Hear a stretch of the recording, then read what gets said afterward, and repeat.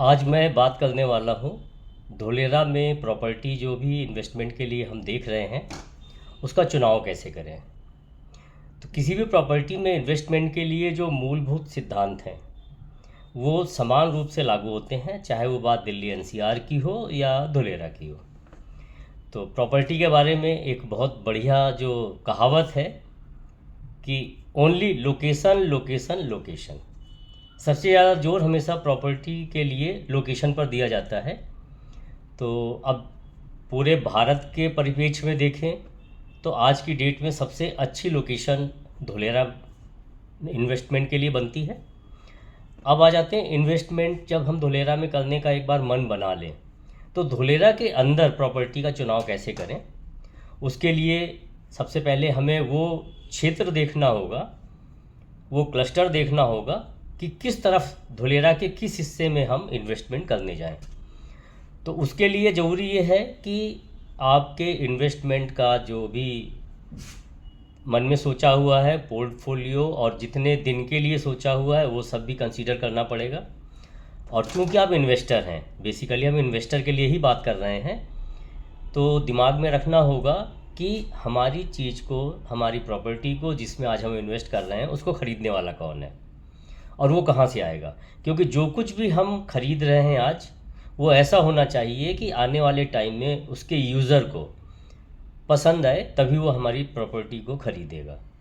तो दूसरी चॉइस हमें ये देखनी होगी लोकेशन के लिहाज से कि कौन सा ऐसा क्षेत्र होगा, क्लस्टर होगा जहाँ आने वाले टाइम में जो यूजर्स हैं उनका फुटफॉल ज़्यादा अच्छा होगा।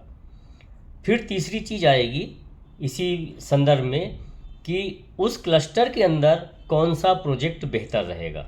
क्योंकि क्लस्टर तो एक बहुत बड़ा एरिया हो गया, समझ लो, मान लो 40-50 स्क्वायर किलोमीटर या 10 स्क्वायर किलोमीटर का भी एरिया छोटा सा भी लें अगर हम, तो 10 स्क्वायर किलोमीटर में भी बहुत सारे छोटे छोटे पॉकेट्स बनेंगे। और वो छोटे पॉकेट इतने छोटे भी नहीं होंगे, हो सकता है वो 100-200-500 प्लॉट्स की कॉलोनी हो, इतने इतने बड़े भी बहुत सारे बनेंगे। तो फिर हमें देखना होगा कि उस क्षेत्र में किस प्रोजेक्ट में जाएं जो लोकेशन के हिसाब से अच्छा हो, जो कल को आने वाले टाइम में जो फुटफॉल होना है यूजर्स का उनके लिए बेहतर हो। फिर सबसे लास्ट में आता है कि उस सोसाइटी के अंदर, उस कॉलोनी के अंदर हम कौन से आगे पीछे दाएं बाएं किस तरफ हम प्लॉट लें, वो सबसे छोटा पार्ट हो गया। तो इस तरह से जो हमने अभी क्रम बनाया, पहले हमने धोलेरा चुन लिया, अब धोलेरा में हम क्षेत्र कौन सा चुने, क्षेत्र के बाद फिर प्रोजेक्ट कौन सा चुने और फिर अपने प्लॉट, ये समराइज कर दिया मैंने। तो अब पहले क्षेत्र चुनने के लिए हम एक नज़र डालेंगे पूरे धोलेरा के मैप पर कि धोलेरा का मैप क्या कहता है, कहाँ कल को आने वाले टाइम में यूजर्स आएगा और वो किस तरफ अप्रोच करेगा अपनी रिहाइश बनाने के लिए। तो अब चलते हैं हम सीधे मैप पर। तो अब हम समझने की कोशिश करते हैं धोलेरा की लोकेशन।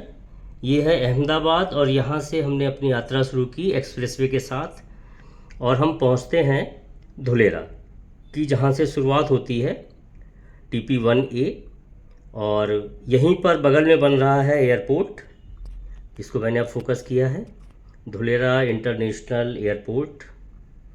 और ये धोलेरा शुरू होता है, ये इसकी बाउंड्री। और पूरे को अगर हम ऐसे लेते हैं तो ये है धोलेरा का मैप। तो अभी हम फोकस करते हैं सिर्फ धोलेरा का जो डेवलपमेंट वाला एरिया है।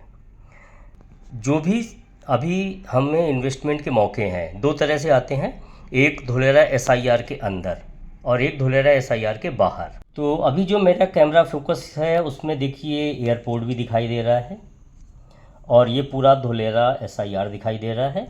तो इसी को हम समझने की कोशिश करते हैं कि कहाँ लेना ठीक रहेगा। तो जो ये पर्पल कलर आप देख रहे हैं, ये सब, ये सारा इंडस्ट्रियल है। ये देखिए यहाँ लिखा हुआ इंडस्ट्रियल। तो जो लोग भी इन इंडस्ट्रीज़ में, जहाँ इंडस्ट्रियल सेक्टर में जो फैक्ट्रियाँ लगेंगी, जो यहाँ काम करने वाले आएंगे, वही कल को हमारे इन्वेस्टमेंट जो आज हम कर रहे हैं उसके बायर बनेंगे, वो यूज़र हैं। तो हमें सिर्फ ये ध्यान लगाना है कि इनसे हम कितनी नज़दीक हैं। जैसे ये वाला हिस्सा है, ये पूरा लो लाइन एरिया है, यहाँ कोई डेवलपमेंट नहीं हो रहा है। यहाँ पर जितना ये येलो पैचेज आप देख रहे हैं, ये पूरा रेजिडेंशियल जोन है। ये देखिए रेजिडेंशियल। और इसके बाद जो ग्रीन है वो पूरा ग्रीन रहेगा। ये किसी भी शहर में जो एक उसको कहते हैं लंग ऑफ सिटी, वो छोड़ा हुआ है। तो कुल मिलाकर यहाँ पर जो लोग काम करेंगे उनके लिए दो मौके हैं। या तो एसआईआर के अंदर लें जो येलो पैचेज हैं। अब यहाँ पर एक रिस्ट्रिक्शंस ये है कि 350 गज से छोटा प्लॉट नहीं होगा इंडिपेंडेंट हाउस का। तो नेचुरली बहुत सारे लोग इन प्लॉट्स को लेने की पोजीशन में नहीं होंगे, वो एसआईआर से बाहर निकलेंगे। तो जो एसआईआर के बाहर के मौके हैं वो ये पूरा एरिया है। ये एरिया एसआईआर के बाहर है। अब आप बहुत सारी जगह यहाँ यहाँ यहाँ यहाँ यहाँ सब जगह पर आप रील्स में और मैसेजेस के थ्रू देख रहे हैं कि डेवलपमेंट चल रही है, कि हम प्लॉट देते हैं एसआईआर के बाहर वगैरह वगैरह। तो हमें क्या देखना है एज ए इन्वेस्टर कि इन सारे प्लॉट का टेकर कौन है? वो लोग जो यहाँ पर बैठे काम करेंगे। उनके लिए हम तक क्या एक्सेस होगी, कितने किलोमीटर दूर हैं, इन सब चीज़ों को देख के आप फैसला ले सकते हैं कि एसआईआर के बाहर कौन सा पॉकेट हम चुनें। ये क्लस्टर डेवलप हो रहा है, ये क्लस्टर डेवलप हो रहा है, ये डेवलप हो रहा है, ये डेवलप हो रहा है। ऐसे बहुत सारे क्लस्टर्स यहाँ पे डेवलप हो रहे हैं। अब वो हमें खुद से ही तय करना है कि जो लोग यहाँ यहाँ यहाँ सब जगह काम करेंगे वो लोग किस क्लस्टर को लेना पसंद करेंगे। एक तो ये हो गया। अब कुछ एक चीज़ें आती हैं जो एडवर्टीज़मेंट में बहुत ज़्यादा यूज की जा रही हैं। एयरपोर्ट के नज़दीक, तो ये भी देखना है कि क्या आपका इन्वेस्टमेंट जो भी यहाँ है या यहाँ पर है, क्या उसके यूज़र का एयरपोर्ट से कोई लेना देना है? पहला क्वेश्चन हो गया। दूसरा, एक एडवर्टीज़मेंट बहुत आती है कि एबीसीडी बिल्डिंग से नज़दीक। तो एबीसीडी बिल्डिंग एक अलग चीज़ है और रहने का जो क्लस्टर डेवलप होगा उसको किस लिए यूज करना है? हमें अपने वर्क प्लेस तक जाने के लिए। वो बिल्कुल डिफरेंट चीज़ है एबीसीडी से। फिर तीसरी आ जाती है एसआईआर बाउंड्री से लगा हुआ।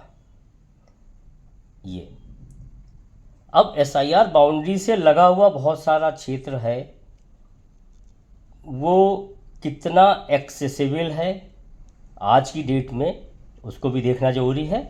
और कल वहाँ पर रोड नेटवर्क और फैसिलिटीज़ आने की कितनी संभावना है, इसको ध्यान में रखना है। तो इन सारी चीज़ों को देखते हुए आप डिसीजन ले सकते हैं। तो आज के लिए इतना ही। तो आज एक तो हमने धुलेरा फाइनल किया और एक आपको ये बताया कि किस क्षेत्र में हम अपना इन्वेस्टमेंट करें और किन चीज़ों को ध्यान में रखें। अब हम अगले वीडियो में उस क्षेत्र पे भी थोड़ा सा और गौर करेंगे कि किन किन चीज़ों को ज़्यादा ध्यान रखना है। आज मैंने सिर्फ 2 पॉइंट कवर किए जो एडवर्टीजमेंट में बहुत ज़्यादा यूज किए जा रहे हैं। वो है प्रोमिनेंट लोकेशंस, तो वो हो गई जैसे एयरपोर्ट, एबीसीडी बिल्डिंग या धुलेरा एसआईआर बाउंड्री, तो इसको कवर कर लिया है। दूसरा हमने ये बता दिया है कि इधर कोई डेवलपमेंट नहीं, जो कुछ भी है यहाँ पर है, इसमें से ही आपको चुनना है। और ये दूसरा जो येलो पैचेज हैं ये रेजिडेंशियल पॉकेट्स हैं। तो फिर बाकी बात करते हैं अगले वीडियो में, नहीं तो ये काफ़ी लंबा हो जाएगा। Thank you.